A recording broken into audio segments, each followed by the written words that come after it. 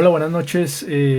Estamos nuevamente aquí en este canal de Rigorífico Poesía, donde voy a estar compartiendo mis impresiones de algunas ideas principales acerca del libro que estamos leyendo o que estoy leyendo, el cual es bastante grande este libro, ¿no? Casi 500 páginas. Les cuento que voy en la página 272, casi poco más de la mitad del libro. Esta es la quinta sesión que tenemos acerca de este libro, y la idea principal pues es compartir algunas impresiones de lo que me ha llamado la atención en cuanto al libro de La batalla cultural del escritor politólogo argentino Agustín Laje. Y básicamente en esta parte de esta sesión iniciamos con el concepto de democracia y de cómo hay una crítica de este régimen político, sí, que tal vez pues es el más perfecto dentro de lo imperfecto, ¿no? Y a pesar de ser el régimen político más tal vez utilizado, o que por regla general uno pensaría que debería ser el que se aplique en los países donde todas las personas puedan participar, pues hay unas críticas que se hacen a este régimen político. Y una de ellas es, por ejemplo, donde pues no puede haber homogeneidad de pensamientos, ¿sí? El hecho de que determinada cantidad de personas por un voto tomen una decisión, pues no significa que ese sea el pensamiento de toda la sociedad, y lo que se ha pretendido es siempre dar cabida a las minorías, a esos pensamientos minoritarios, ¿sí? Y es lo que propenden, por ejemplo, en el sistema judicial, las cortes, en el caso de Colombia, la Corte Constitucional, por ejemplo, cuando salvaguarda derechos de minorías como la comunidad LGTBIQ+, ¿sí? Cuando se salvaguarda el derecho de las personas del mismo sexo para contraer algún tipo de relación legal semejante o igual a la que puede obtener una persona heterosexual. Ejemplos como el tema del aborto, bueno, y todo este otro tipo de series y de sentencias que marcan un hito en el país, Colombia para este caso, y que permite que se salvaguarden esos derechos de las minorías. Pero lo que dice Agustín Laje es que está pasando absolutamente lo contrario, que ahora esas minorías lo que hacen es imponer las decisiones a la mayoría, ¿sí? Entonces, como por ejemplo la comunidad LGTBIQ+, y los inmigrantes, el tema del feminismo. Obviamente es un tema que hay que manejar con mucho cuidado, ¿sí? Porque es muy fácil irse para un lado o para el otro, pero pues es una de las críticas que menciona aquí Agustín Laje. Ahora, se habla, por ejemplo, Platón, ¿no? Decía el peligro de la opinión pública, el hecho de que la mayoría de personas tomen una decisión, pues esto implica un peligro. Y Platón despreciaba la democracia como tal. Él mismo manifestaba y decía que no imaginaba cómo en una polis, ¿sí? Platón no entendía cómo se suponía que en una polis fuera gobernada a partir de este tipo de conocimiento. Y de ahí su desprecio por la democracia, inestable y fluctuante por naturaleza. La opinión pública constituye una de las más características arenas de combate de una batalla cultural. Entonces, lo que se adentra después en este tema de la democracia y más adelante es lo que tiene que ver cómo se empieza a propagar los medios de comunicación y cómo los medios de comunicación permiten, o es un canal en el cual se pueda llegar a mayor audiencia, ¿sí? Para con fines políticos, culturales, sociales, comerciales, etcétera. Y se empieza a hablar acá de los historia de los periódicos, ¿sí? Y de las estadísticas en el mundo en cuanto a esto. Entonces, por ejemplo, cita el apoyo de los periódicos y demás en el tema de la Revolución Rusa, como por ejemplo en el tema de la Revolución Americana, ¿sí? Norteamericana, como en las 13 colonias, antes de todo esto, la declaración y demás de los Estados Unidos, en estas 13 colonias existían 35 periódicos para 13 colonias. Entonces, en esta Revolución Americana, donde Benjamin Franklin era uno de estos importantes personajes de la Revolución Americana, pues de hecho él era periodista y era dueño de un medio de comunicación. Entonces, como todos estos de la Revolución Francesa, la Revolución Americana, todo esto de la Declaración de los Estados Unidos, cómo fueron antecedidos y apoyados a través de los medios de comunicación, y que estos sirvieran de base para poder propagar las ideas políticas y demás. Entonces mire que no más en 13 colonias en su momento en la Revolución Americana pues existían 35 periódicos, y como gracias a la máquina de Gutenberg, ¿sí? Máquina de escribir, a la máquina de más adelante la máquina de impresión, ¿sí? Como tal, máquina de Gutenberg, en una cantidad alarmante de impresión de libros. A cada una, muchas estadísticas a nivel de Europa, de Estados Unidos, de varios países, pero quiero mencionar una en especial, donde, por ejemplo, dice acá lo siguiente. Dice, aquí, la imprenta, ¿no? Lo de este tema de la máquina de Gutenberg. Dice, al respecto ya se ha mencionado anteriormente que la primera tecnología de la comunicación social que hizo posible las primeras batallas culturales fue la imprenta. Entonces, ¿cómo la imprenta y todo esto tuvo un papel importante en el tema de la Unión Soviética, en el tema después de la Revolución rusa, después en el tema de la Revolución Americana, en la Revolución, en todo este tipo de revoluciones? Dice, al respecto ya se ha mencionado anteriormente que la primera tecnología de la comunicación social que hizo posible las primeras batallas culturales fue la imprenta. Libros, revistas y folletos de distinta índole fueron producidos en masa gracias a la máquina de Gutenberg, que reemplazaba al escriba. Se ha calculado que medio siglo después de la invención de Gutenberg, la producción de libros en ese breve lapso de 50 años igualó la cantidad de libros producidos en Europa por escribas en los anteriores 1000 años. Entonces imagínense, en un periodo de 50 años, la cantidad de libros que se imprimieron en Europa, ¿sí? Dice que la producción de libros en ese breve lapso de 50 años igualó la cantidad de libros producidos en Europa por escribas en los anteriores 1000 años.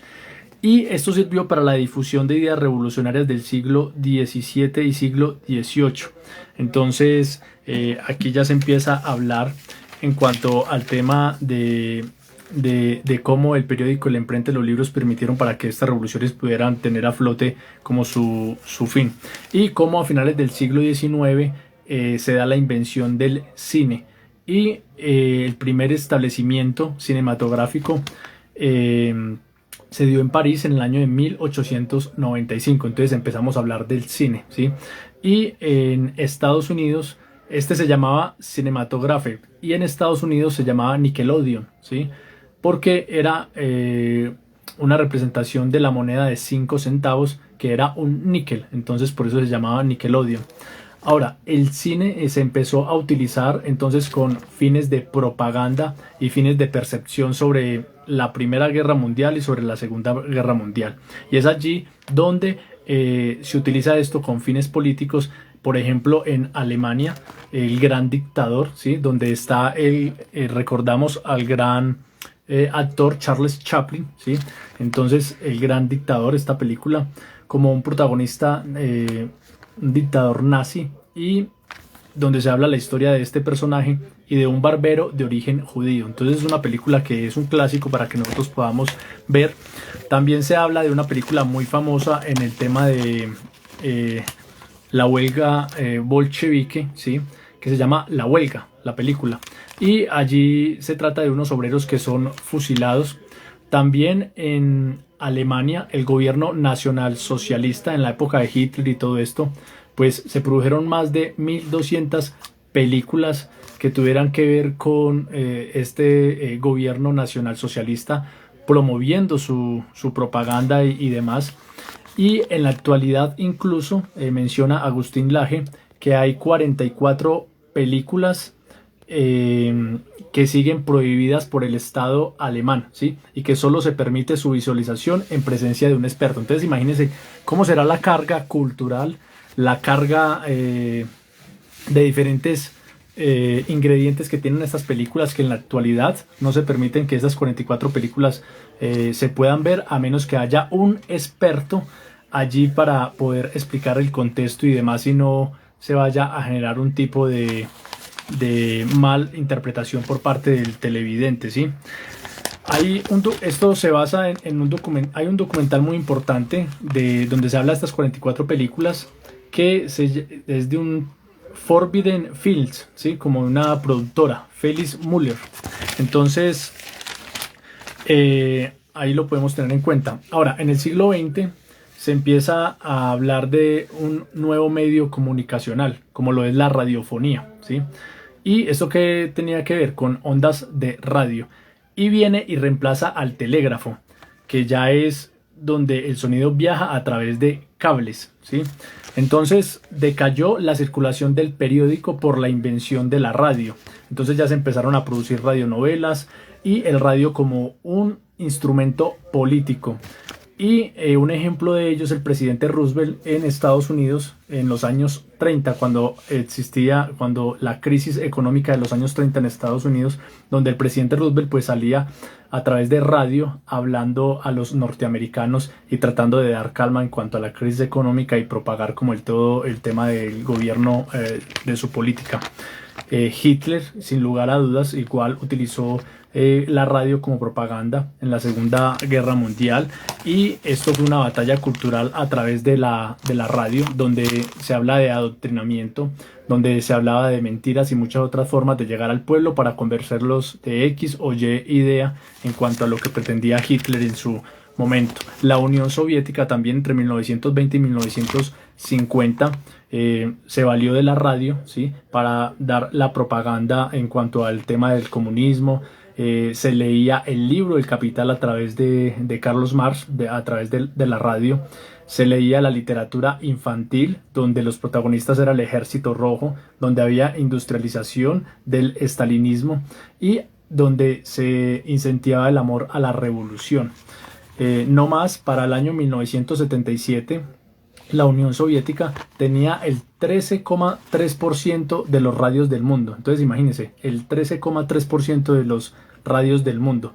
Apenas 3 puntos por debajo de todo lo que tenía Europa.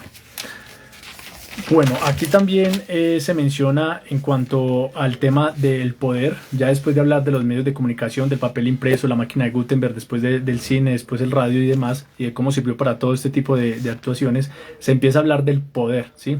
Y cómo el poder sirve para imponer una voluntad, ¿sí? Y no solo desde la represión, no solo desde el rechazo, desde la imposición, desde la censura, como términos negativos, como decía Foucault, sino que desde un disfraz que se utiliza a través de palabras que no sean fronteras o negativas, pero que en el fondo permita o se trate de imponer una voluntad, ¿sí?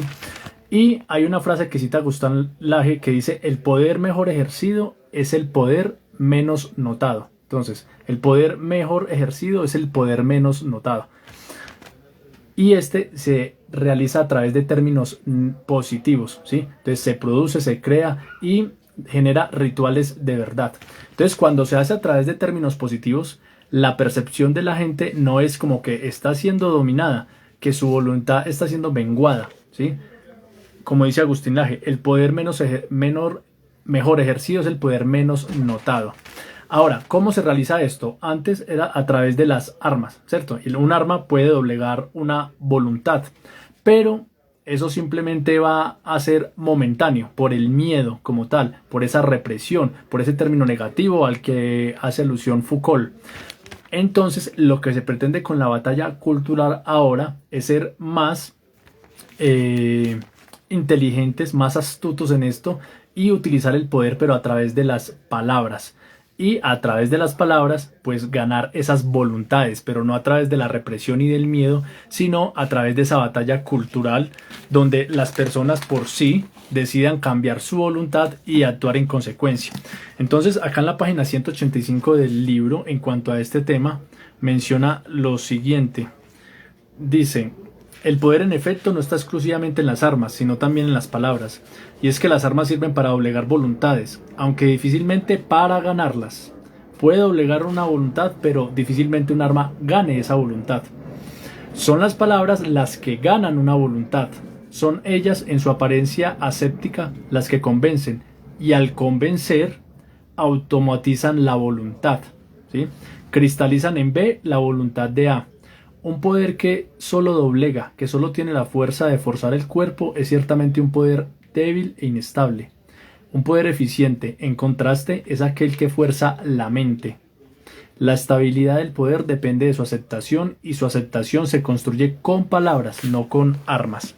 Entonces mire que acá ya empieza a hablar de cómo se va a pretender ganar esa voluntad de las personas, pero en un juego de lo que es las palabras. Ahora, ese poder cultural se da a través de ideas, de valores, ¿sí? Instaurando en la sociedad ideas, valores, simbiologías, mitos, ritos, creencias, costumbres, entre otras. Y un ejemplo de ello es cómo el político utiliza el poder cultural para que una normatividad X pueda ser aceptada. Entonces, los ejemplos más comunes es cuando un político acude al miedo, ¿sí?, en la sociedad, cuando es un político que, por ejemplo, acude a que vamos a utilizar toda la fuerza, todas las armas y todo para esto, pues eso apela a los instintos naturales del ser humano. Entonces, a través de esta demagogia se intenta ganar la voluntad, ¿no? Se habla de otro tipo de poderes, como el económico, como no solamente doblega a un político, ¿sí?, sino que a través detrás del político también hay otro poder. Ejemplo, ¿cuál? El poder económico. Y ese poder económico doblega al político como tal, financiando sus campañas. Entonces, eso es lo que nosotros debemos tener en cuenta también cuando hay políticos, que ningún político difícilmente llega por sí solo a un poder por unos votos como tal, y que llegan sin ningún compromiso allí. Hay un ejemplo que él menciona allí en cuanto a una campana de un perro, que cada que el perro escuchaba la campana empezaba a salivar. Y en el caso del ser humano es cada que empieza a escuchar el radio, ¿sí?, el sonido del radio, entonces hay una respuesta del ser humano. Y hay un episodio que ocurrió el 30 de octubre de 1938 en Estados Unidos, donde a través de una emisora de radio el locutor estaba leyendo sobre el tema de la guerra de los mundos, sobre extraterrestres que invadieron la Tierra.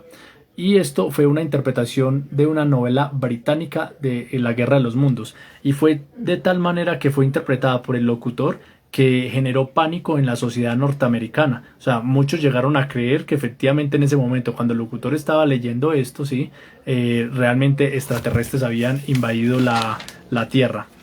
Ahora, se hace una crítica en cuanto a los mensajes masivos de los medios de comunicación. Un mensaje a través de la televisión, de la radio, ¿sí?, no llega igual para todas las personas. ¿Por qué? Porque todas las personas no tienen esa homogeneidad de madurez en cuanto a su parte mental, en cuanto a su parte emocional, la edad, ¿sí?, la parte fisiológica. Entonces, la parte psicológica, la parte sociológica, la geografía, la religión, la edad, el sexo, la etnia, todo eso son determinantes para que un mismo mensaje que es difundido en un medio de comunicación sea interpretado de diferentes formas. Entonces allí hay algo bien delicado en cuanto a este tema. Y en razón a esto es que aparece lo que se conoce como las teorías de la influencia selectiva, ¿sí? ¿Y qué son estas influencias de las teorías, estas teorías de la influencia selectiva? Que hay una segmentación de mercado, ¿sí? Entonces no es lo mismo la propaganda o la publicidad que se va a emitir a determinados sectores geográficos vulnerables en cuanto a la parte económica, en cuanto a la parte intelectual, personas que no han sido o tenido la oportunidad de educarse a nivel profesional y demás. Entonces esto se aplica mucho en un político, ¿cierto? Entonces no es lo mismo el lenguaje que utiliza un político cuando llega a un barrio popular, estrato 1 y 2, a cuando llega a un estrato 6, 7. Entonces se hacen esas segmentaciones como tal. Y los medios de comunicación realizan un juego con la semántica del lenguaje, con las palabras. Y por ejemplo, coloca Agustín Laje acá en la página 193, hablando en cuanto a la semántica del lenguaje que se utiliza en los medios de comunicación, dice: las palabras con su fuerza alusiva semántica estallan su sello en el pensar. Y aquí en Colombia, un ejemplo de lo que es la semántica y de lo que puede repercutir la palabra que se utiliza en determinado momento. Hace unos días unos indígenas retuvieron a unos policías en una región del país, y entonces después por allá se habló que es que cerco humanitario. Otros decían: no diga cerco humanitario, eso es un secuestro. Entonces el solo hecho de una palabrita en un texto de interpretación, cómo puede dar unos debates. Y el ejemplo que da también que se da aquí en este libro de Agustín Laje es en cuanto a la pedofilia versus cómo a través de esta batalla cultural, si uno dice pedofilia o pedófilo, eso genera sentimientos negativos a los que acude Foucault, de rechazo por parte de la sociedad, ¿sí? Porque es una palabra como, por ejemplo, violador, ¿sí? Ya está preconcebido en la sociedad que el solo hecho de escuchar esa persona fue o es un violador o es un pedófilo, ya esto genera un rechazo, ya hay un veneno, entre comillas, ya hay una animadversión por parte de la sociedad. Entonces lo que dice Agustín Laje es que en esta batalla cultural, para tratar de justificar ciertos comportamientos, lo que se hace es, desde el punto de vista semántico, cambiar esas palabras, ¿sí? Y el ejemplo es que en vez de decir pedofilia, se va a hablar de sexo intergeneracional, ¿sí? Que suena más bonito. Entonces, si usted dice pedofilia, genera odio, rechazo y desagrado. Pero si se dice sexo intergeneracional, va a generar compasión, tolerancia y diversidad. Y los sentimientos que produce esto.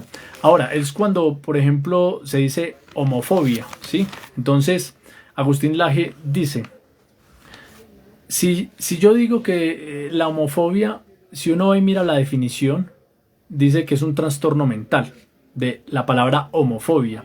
Y Agustín Laje dice: la verdad es que en los manuales actuales de psiquiatría, ¿sí? La psiquiatría tiene unos manuales como tal, donde hay la definición de lo que se considera trastornos, de lo que se considera enfermedades mentales, etcétera.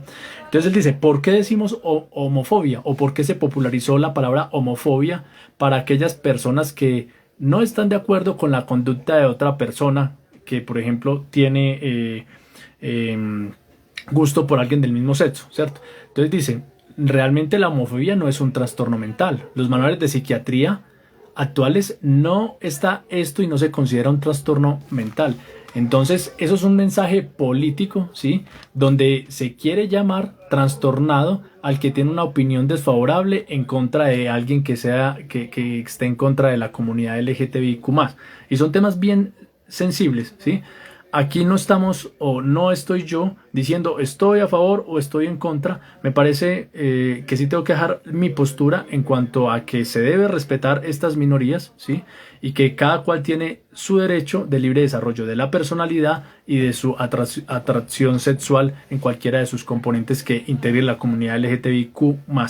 Pero entonces aquí lo que dice Agustín Laje es: bueno, si yo no estoy de acuerdo con algo, pues entonces no me digan que soy homofóbico. No debería ser la palabra que se debería utilizar, porque me están diciendo trastornado mental solo porque no estoy de acuerdo con eso. En eso sí le doy la razón. Yo puedo no estar de acuerdo con algo, pero utilicemos las palabras como son. Entonces, la carga semántica que se da a las palabras, ¿sí? Y el ejemplo de homofobia, que si uno va y mira cuál es el significado, pues es un trastorno mental. Y en los manuales de psiquiatría, pues no se considera esto como un trastorno mental. Entonces, esa es la crítica que se hace, por ejemplo. Otro, de cómo las minorías, para Agustín Laje, ¿no? Dice que se trata de aquellos que piensan diferente, porque hoy en día, si nosotros nos reunimos varias personas, difícilmente uno va a encontrar, más que todo en personas jóvenes y demás, como usted está en contra de la comunidad LGTBI, la gran mayoría vamos a decir: no, no estoy en contra. Cada cual tiene su derecho de poder desarrollar su libertad sexual como bien le parezca, si le gustan los hombres, si le gustan las mujeres, como le guste vestirse, etcétera, ¿cierto? Pero Agustín Laje menciona de cómo se llega en Italia, ¿sí? Se llegó a crear una campaña donde en las farmacias habían unos cajas de pastillas, ¿sí? Que se llamaban de homofobina, ¿sí? Y estos se utilizaron recursos públicos. ¿Y qué traía esta caja de pastillas? Que se llamaba de homofina. Era una representación como para dar a entender que cuando una persona no estaba a favor de la comunidad LGTBIQ+, entonces como usted abre la caja y no encontraba pastillas, ¿sí? En contra de la homosexualidad, en contra de usted dejar ese juzgamiento de, por ejemplo, de quienes fueran homosexuales. Entonces usted encontraba, era un volante donde se hablaba de un folleto de colores, del arco iris, y se hablaba como de este tema. Entonces, la crítica que hace Agustín Laje acá es: ¿por qué tratan de encasillar a alguien que piense diferente, que esté en contra de los derechos de la comunidad LGTBI, como si fuera un enfermo? ¿Sí? Porque la campaña la hacen a través de una caja de medicamentos. Entonces, si yo no estoy de acuerdo con alguien de la comunidad LGTBIQ+, ¿por qué me dan ese mensaje de que yo estoy enfermo?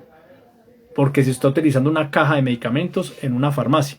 Entonces, esa es como la crítica también que se hace allí. Ahora, más adelante se habla acerca de la psicología cognitiva, y esto es un fenómeno de las neurociencias. ¿Y qué tiene que ver esto? Por ejemplo, si yo muestro el color rojo y le digo a una persona, si yo les muestro a ustedes en este momento un lapicero de color rojo y les digo, piensen en una fruta, ¿sí?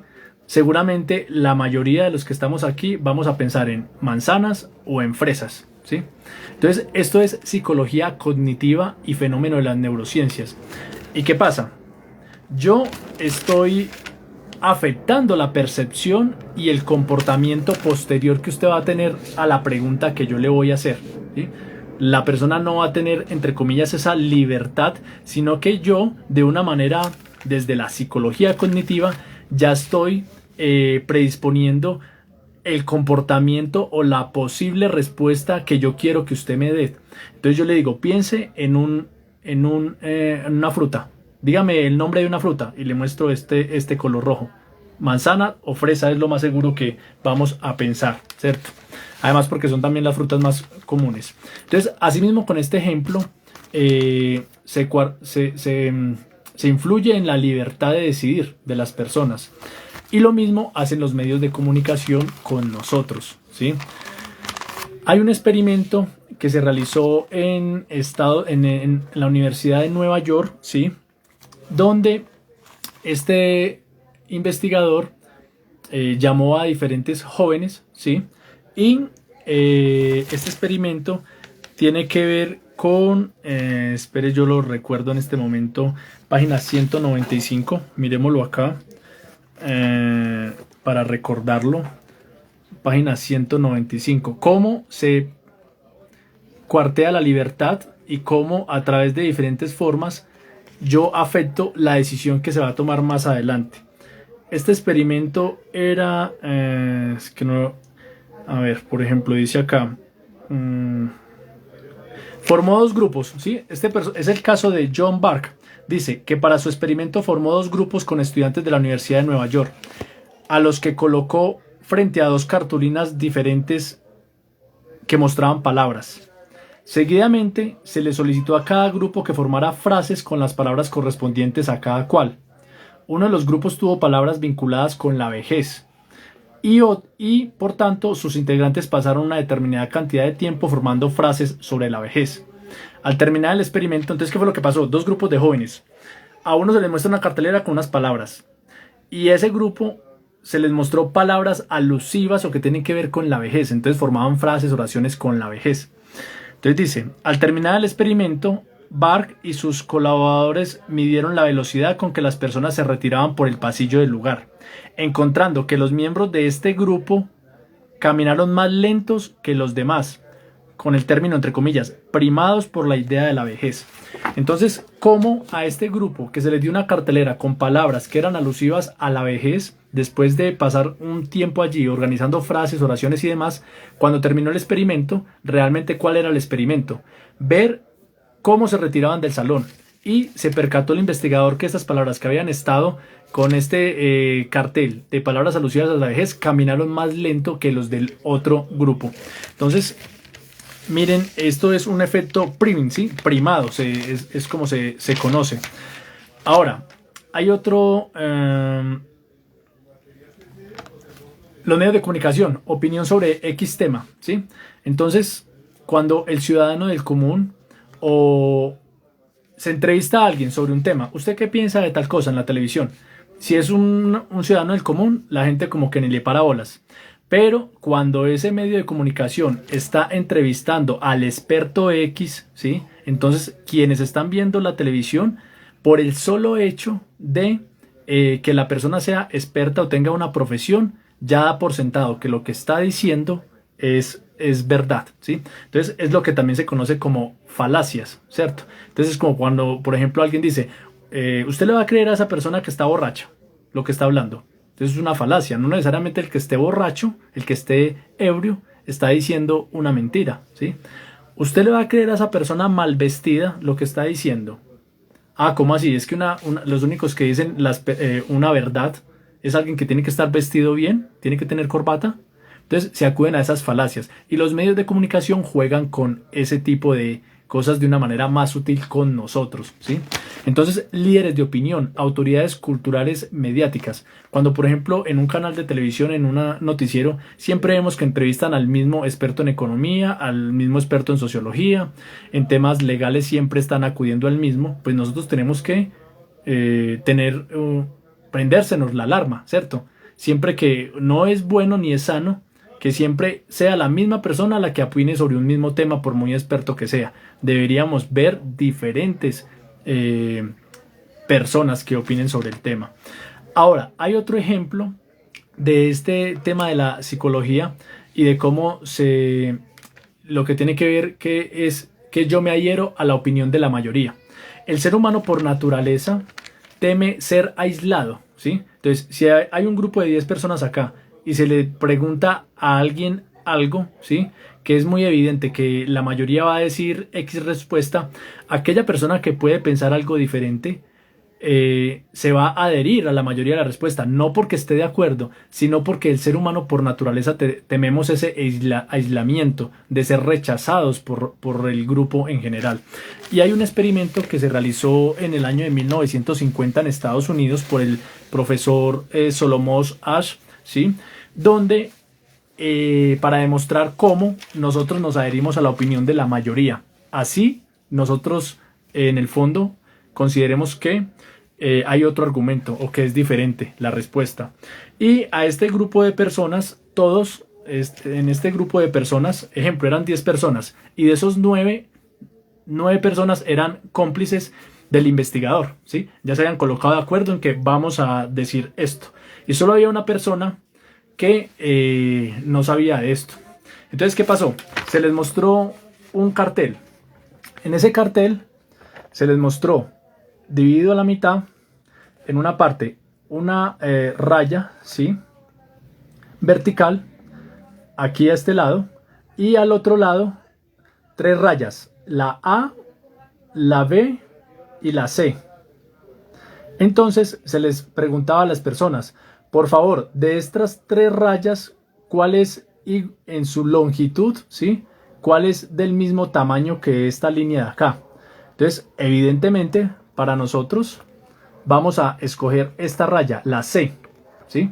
La C es de la misma longitud, del mismo tamaño de esta de acá. Pero 9 personas dijeron cosas contrarias, porque ya estaban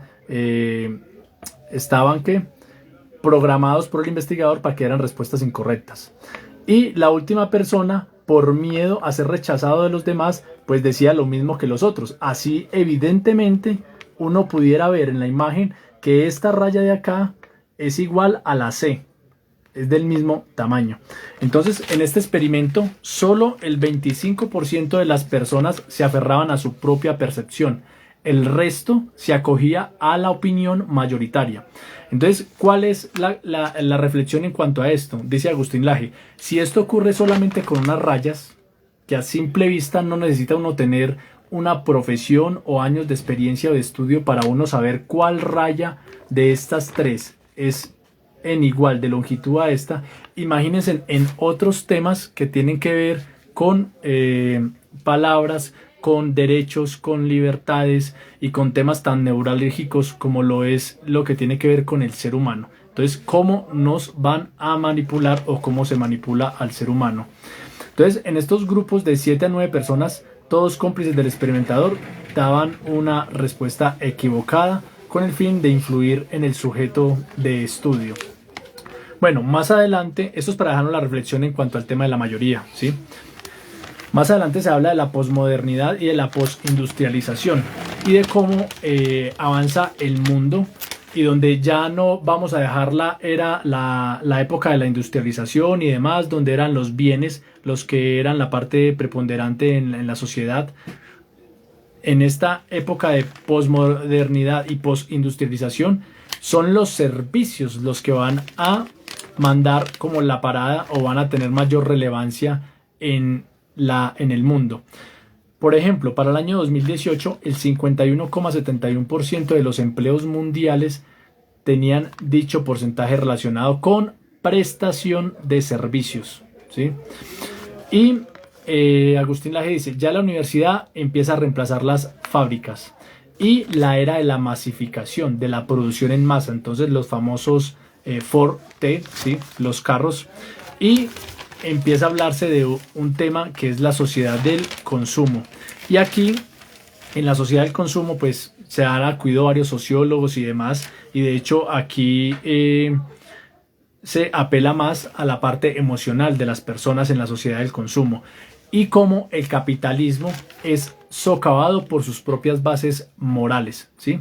Cómo el consumo desmedido ahora es lo que se mueve en el mundo, el hedonismo, o sea, el placer por el placer simplemente, ¿sí? Y cómo se apela más a lo emocional que a lo racional en esta época de posmodernidad o postindustrialización. En la página 219 y 220, en cuanto a esto, dice: el capitalismo socavaría sus propias bases morales fue algo que ya había anticipado el economista austriaco Joseph Schumpeter tiempo atrás. Baudrillard parece coincidir en esto, al menos parcialmente, con Bell.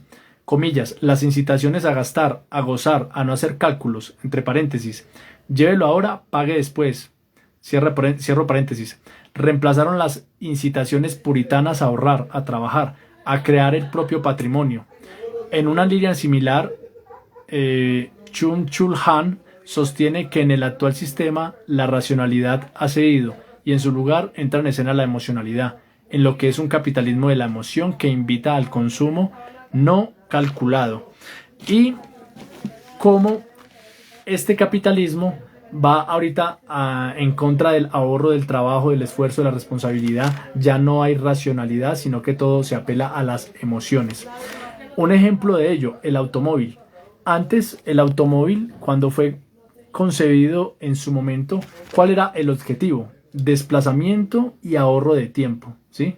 Ese era el objetivo inicial y el más importante. Ahora eso ha sido desplazado, es lo menos, entre comillas, importante, porque el automóvil es éxito, ¿sí? El tipo de automóvil que se tenga representa juventud, representa seducción, representa popularidad, representa masculinidad, ¿sí? Entonces no es lo mismo el automóvil pequeño, ¿sí? O la camioneta super gigante, ¿sí? Es lo mismo que los ejecutivos, ¿cierto? Cuando se llega a una empresa, un ejecutivo llega en determinado carro automóvil moderno de X marca a llegar en una camioneta súper grande. Todo eso tiene que ver con la personalidad, con el carácter. Uno puede también de manera preliminar saber hasta cómo es la personalidad, o en cierta parte la personalidad, el carácter, los pensamientos, todo habla del ser humano. Ahora, la cultura como mercancía. Entonces, ahora es la cultura como mercancía. ¿Y cuál es el ejemplo allí? Página 224. Dice Agustín Laje: la cultura es la mercancía que vende todas las demás, decían los situacionistas en los años 60. Entonces, ahora, ¿qué pasa? La parte artística, ¿sí?, se combina con la parte comercial. Y hay un término que utiliza Agustín Laje que es la desdiferenciación, donde lo cultural, lo comercial se vuelve artístico y lo cultural se vuelve comercial. Entonces se da esa impresión o se envía ese mensaje de que todo lo artístico, ¿sí?, tiene esa connotación, pero mentiras. Detrás de eso que se ha pretendido dar como artístico, lo único que hay es algo comercial. O detrás de eso que es cultural supuestamente, mentiras que no es tan cultural, ¿sí? Desde la concepción de cultura, sino que realmente lo que hay detrás de ese disfraz es una parte comercial. Y los ejemplos son una gaseosa X, ¿cierto? Entonces, si sale un jugador de fútbol muy reconocido tomando una gaseosa, yo siempre he pensado, por lo menos conscientemente, yo nunca he comprado un producto, una gaseosa, una ropa interior, unas medias, una camisa, solo porque salió el personaje del momento. Entonces salió Cristiano Ronaldo, salió Messi. Que yo sepa en este momento, conscientemente nunca he comprado por eso. Pero si contratan a estas personalidades, ¿sí? Es porque hay gente que por el solo hecho de que salió Pepito Pérez en una propaganda, va y compra lo que está promocionando esta persona, ¿sí? Entonces es bien paradójico este punto. El ejemplo de esto es lo de Andy Warhol, ¿sí? Lo del pod art, 1950 y 1960, con las latas de tomate. Y la combinación de arte y comercio, y de cómo a través de esto lo que hay simplemente es una comercialización y una desdiferenciación del real significado de cultura como tal. Ahora, se habla también y se hace una crítica ya para de la duración de los bienes, ¿sí? Antes los celulares duraban X cantidad de tiempo, ahora no duran más de 8 meses.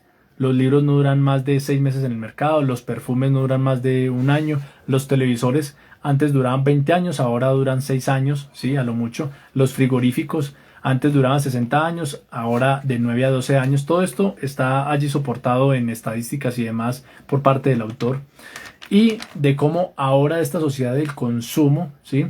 Simplemente es carpe diem, o sea, vive el momento. Carpe diem, ¿cierto? Carpe diem. Todo express. Los cafés, los libros, la comida, etcétera. Y de cómo la cultura se vale de la economía, se vale de la cultura para lograr sus fines, que no son culturales sino económicos, pero se disfrazan de cultura. ¿Cómo? Aplicaciones, por ejemplo, Spotify, Apple, Netflix, el cine, ¿sí? Ahora hay un récord de datos de todas estas plataformas, como el sector creativo supera en muchos ramos industrias como el automovilismo en Francia, el sector químico en Alemania, el automovilismo en Estados Unidos, y cómo hay una alianza de Google y de otras plataformas como Facebook con los gobiernos, ¿sí? ¿Para qué? Para todo este tema de el perfilamiento de datos. Entonces, a veces la crítica que hace Agustín Laje acá es que a veces cuando se pretende ir en contra o de controlar a estas plataformas digitales, mentiras que detrás de todo esto lo que hay es una alianza, un lobby por parte de estas plataformas, y pues todo está soportado allí con estadísticas, con fuentes y demás, donde por ejemplo a través de IBM, de Facebook, de Google hay una identificación de perfil de usuarios para posteriormente, por ejemplo, venderles sus gustos, sus preferencias, sus deseos, sus aspiraciones, nuestros comportamientos. Mucho de esto también hemos hablado con los libros que vimos en este canal de Instagram de Yuval Noah Harari cuando hablamos de Homo Deus, ¿sí? También Harari nos hablaba y coincidía con esto que menciona Agustín Laje, como a través de antes la privacidad, nosotros podíamos saber quién entraba a nuestra privacidad porque abríamos la puerta de nuestra casa y entraba esa persona, y aún así no estaba dentro de nuestra privacidad porque nuestros pensamientos, nuestras emociones más íntimas, más personales las teníamos en nuestra mente, y si nosotros no la compartíamos con esa persona en la sala de nuestra casa, pues teníamos nuestra privacidad. Hoy en día no, basta solamente tener un celular, tener aplicaciones, ¿sí? Diferentes aplicaciones. Entonces, cuando por ejemplo en diversas aplicaciones no es lo mismo darle me gusta, me enoja, me encanta, ¿sí? A una publicación. Entonces, si hemos pensado en algún momento qué pasa y cuál es la diferencia cuando yo le doy me gusta a una aplicación, o cuando le doy me encanta, o cuando le doy me enoja, ¿sí? Lo que yo estoy haciendo es dando una identificación de mi perfil como usuario para que después estas inteligencias artificiales o estas plataformas o quienes manejan esto puedan modular mis gustos, mis preferencias, mis deseos, mis aspiraciones, mis comportamientos. También recuerden una parte de Yuval Noah Harari, donde hablaba de cómo hoy en esta Kindle, es que se llaman estas tabletas que uno lee, dice que si yo estoy leyendo un libro allí, esto mide cuánto me demoro yo en una hoja, si yo avancé rápido en la hoja, cuando yo subrayo en la tableta, coloco amarillo, rojo, hago comentarios, simplemente estoy entregando información de mis emociones, de mis sentimientos, de cuál frase, de cuál oración fue la que yo me quedé meditando, y todo esto sirve de insumo para las plataformas tecnológicas para después manipularnos. Bueno, se habla de una empresa que es HiQ, la cual predice la estabilidad de una persona en un empleo, ¿sí? Entonces hay empresas dedicadas a eso, como cuál, esta empresa. Entonces, si usted va a contratar personas, usted es empresario, puede contratar a esta empresa, y esta empresa, basado en las redes sociales de ese aspirante, le puede predecir a usted cuál podría ser la estabilidad como empleado de esta persona en la empresa. Entonces, a febrero de 2021, el 43% de los usuarios de Internet entre 16 a 64 años utilizaba las redes sociales para trabajar. Entonces, miren la importancia de las redes sociales y de cómo nosotros entregamos nuestra información. Ya para ir terminando, voy a aquí hablar de unos ejemplos de combinados con tecnología donde se controla al ser humano. Entonces, tenis. Da ejemplos el libro de tenis que, por ejemplo, tienen una tecnología que miden sus pasos, sus calorías, los relojes, ¿sí? Entonces, lo que puede ser ventajoso también puede ser perjudicial. ¿Cuál es su ritmo cardíaco? ¿Dónde camina usted? La ubicación del celular. Entonces, cuando yo prendo la ubicación, ¿dónde estuve yo? ¿Cuánto estuve parado afuera en un centro comercial de X tienda? ¿Sí? Y toda esa información se la venden al comercio.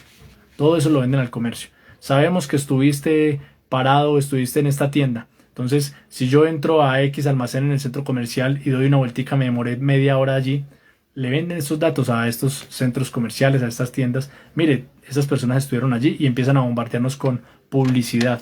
Entonces, tenis, relojes, chaquetas, televisores, inclusive hay refrigeradores en Amazon que en la medida en que usted va sacando la comida del refrigerador, el mismo refrigerador va, sabe qué comida se está acabando y está programado para pedir esa comida y que le llegue a la casa, ¿sí? Entonces saben hasta qué comemos, cuánto comemos y todo eso. Entonces lo que puede ser una ventaja también puede representar una desventaja al mismo tiempo. Entonces la tecnología no solamente ayuda a conocer, a predecir, a manipular a un individuo, sino que puede llegar a sumar a que cada individuo y en su conjunto la sociedad se pueda manipular. Y entonces es allí donde se habla de ingeniería cultural, como lo dice Agustín Laje acá. Hay otras combinaciones, entonces cultura, economía, como por ejemplo el Che Guevara. Entonces el capitalismo critica o tiene ciertas posturas. El Che Guevara representa algo opuesto al capitalismo en teoría, ¿cierto? Pero el capitalismo no va a dejar de facturar por ello. Entonces las camisas con el rostro del Che Guevara, las películas, el feminismo. Entonces, como las tabacaleras, ¿sí? Los cigarrillos, pues no van a desaprovechar esta oportunidad de vender sus productos y detrás de una supuesta lucha por los derechos de las mujeres, lo que hacen es, coloco un ejemplo, sacar propagandas donde, por ejemplo, le dice a la mujer, empodérate, ¿sí? Empodérate, eres una mujer fuerte, pero las tabacaleras o las empresas de cigarrillos realmente no es que quieran eso, ¿sí? Que se empodere la mujer por sus derechos, no, lo que les importa es el consumo del cigarrillo. Y como el cigarrillo supuestamente es como un símbolo de masculinidad, de fuerza, de rudeza. Y el ejemplo de esto es con el sobrino de Freud, Sigmund Freud, en 1929, ¿sí? Donde este personaje tuvo una campaña allí como relacionada con este tema.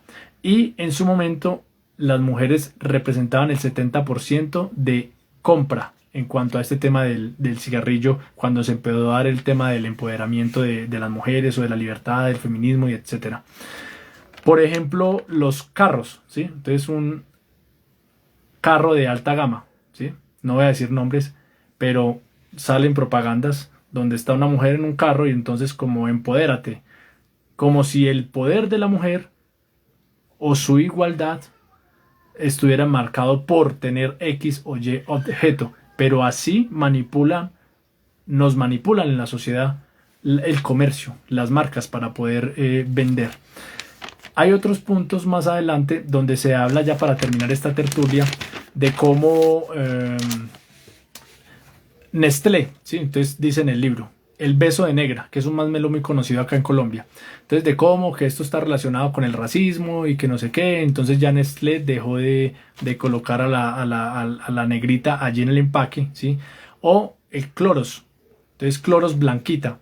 Y se colocaba allí, estamos hablando de la parte cultural y todo esto, de cómo el Clorox realmente blanquita, si ustedes recuerdan, era una mujer afro y era alguien con ropa de trabajadora doméstica. Entonces realmente allí sí hay un mensaje, ¿sí?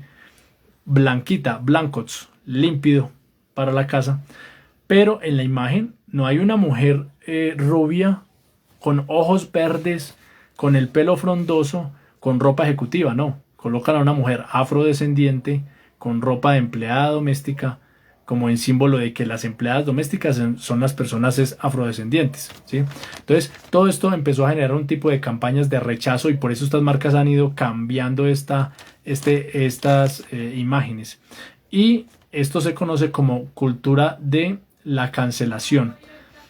Y ya para terminar, se habla de la tiranía de la televisión y de cómo hay algo que se llama el esfuerzo cognitivo de abstracción, ¿sí? Yo, por ejemplo, en mis anteriores videos o cuando hago esto es porque trato de promover que las personas que no leen por X o Y razón pues puedan tener la oportunidad, si quieren, de tener al menos la idea de un libro que yo estoy leyendo y se puedan motivar para ir a leer, ¿cierto? Pero mire que en esta parte que ya voy a finalizar se habla de cómo el aprendizaje desde la parte cognitiva no es lo mismo leer que uno ver un video, ¿sí? Y para terminar, el ejemplo desde la sociología, esto se conoce como esfuerzo cognitivo de abstracción, página 273. ¿Y qué es lo que dice allí para finalizar? Y es que a diferencia del texto impreso, en la actividad de mirar la pantalla no se produce ningún esfuerzo cognitivo de abstracción. El Homo sapiens, hombre que piensa a través de símbolos y abstracciones, está siendo reemplazado por una versión degradada de sí, el Homo videns, que según Sartori reduce su espectro de realidad sencillamente a aquello que puede ser representado en una imagen. Se reduce al mundo de la imagen, pues la capacidad de pensar conceptualmente, que se desarrolla sobre todo en el acto de leer, se va perdiendo. El dominio cultural de la pantalla requiere el individuo su capacidad de mirar y no tanto de razonar. El pensamiento crítico es lento, necesita detenerse, avanzar poco a poco, retroceder y volver a avanzar, dando círculos una y otra vez. Pero en la televisión el tiempo es sometido a planificaciones de programación y pautas que lo trituran, que lo fragmentan a un nivel en el cual las intervenciones del discurso argumental no pueden extenderse más que un puñado de segundos, con lo que imposibilita todo registro verdaderamente argumental del discurso. Entonces miren, se puede aprender, sí, pero mire que no es lo mismo. Y hay esta ruptura o este esfuerzo cognitivo de abstracción y por lo tanto no hay un razonamiento como si lo hay en esencia cuando estamos en el ejercicio de la lectura, donde yo puedo detenerme a reflexionar en cuanto a X frase, oración del personaje, cosa que no pasa según esta teoría de estos sociólogos en la televisión o a través de la pantalla. Bueno, muchas gracias por haberme acompañado el día de hoy.